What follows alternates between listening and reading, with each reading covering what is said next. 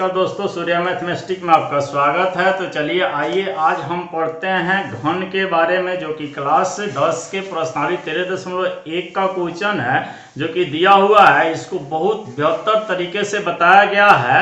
आप इसको पूरा वीडियो को देखिएगा, एकदम आसान से तरीकों में जो कभी आप भूल नहीं पाइएगा।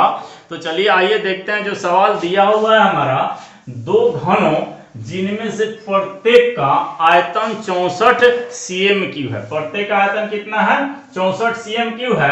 यहाँ घन दिया हुआ है दो घनों जिनमें से प्रत्येक का आयतन 64 cm³ है। उसके संलग्न फलकों को मिलाकर, उसके फलकों को जोड़कर एक ठोस बनाया जाता है। इससे प्राप्त घनाभ का पृष्ठीय क्षेत्रफल ज्ञात कीजिए। इससे प्राप्त घनाभ का पृष्ठीय क्षेत्रफल ज्ञात कीजिए। तो सबसे पहले तो हम फिगर बनाएंगे।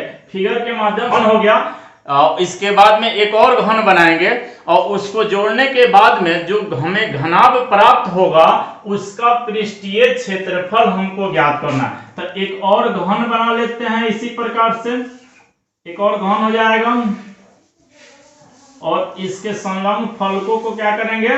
जोड़ देंगे।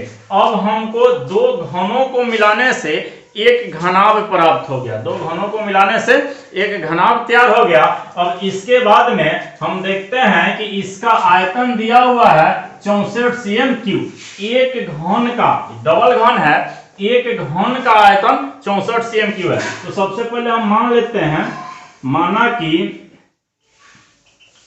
घन की प्रत्येक भुजा, घन का प्रत्येक भुजा बराबर होता है, इसलिए प्रत्येक भुजा a मान लेते हैं। कितना मान लेते हैं?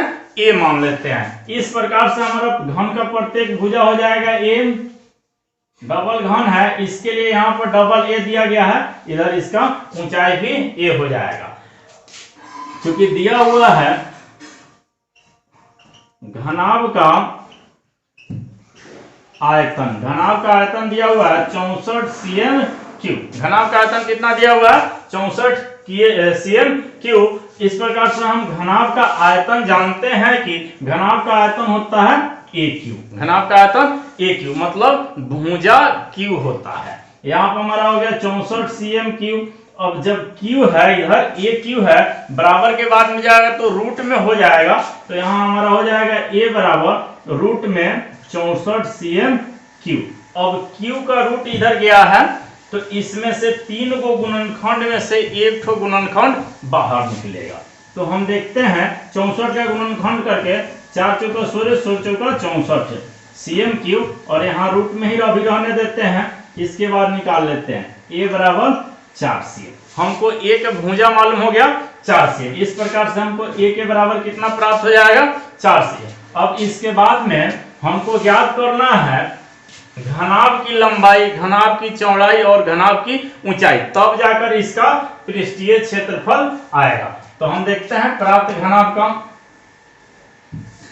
चूंकि प्राप्त घनाभ की लंबाई, प्राप्त घनाभ की लंबाई हमारा हो जाएगा, यहां से a है और यहां भी a है, तो हमारा हो जाएगा 2a। तथा चौड़ाई बराबर a हो जाएगा। चौड़ाई इसका कितना हो जाएगा? a हो जाएगा। ऊंचाई, ऊंचाई हमारा a हो जाएगा। प्राप्त घनाभ की लंबाई भी 2a हो गया, चौड़ाई a हो गया, ऊंचाई a हो गया। अब इसके बाद में प्राप्त घनाभ का पृष्ठीय क्षेत्रफल ज्ञात करते हैं। प्राप्त घनाभ का पृष्ठीय क्षेत्रफल ज्ञात करते हैं। क्योंकि प्राप्त घनाभ का पृष्ठीय क्षेत्रफल, जैसा कि हम जानते हैं 2 × LB + BH + LH, यह सूत्र होता है घनाभ के पृष्ठीय क्षेत्रफल का। तो यहाँ पर देखते हैं कि लंबाई, चौड़ाई, ऊंचाई मालूम है। तो लंबाई, चौड़ाई, ऊंचाई के स्थान पर लिखेंगे यहाँ पर कि दिया हुआ है, ये तो 2 हो गया, इंटू L के स्थान पर हम कितना लिखेंगे? 2a। L के स्थान पर 2a और प्लस गुना B के स्थान पर कितना लिखेंगे?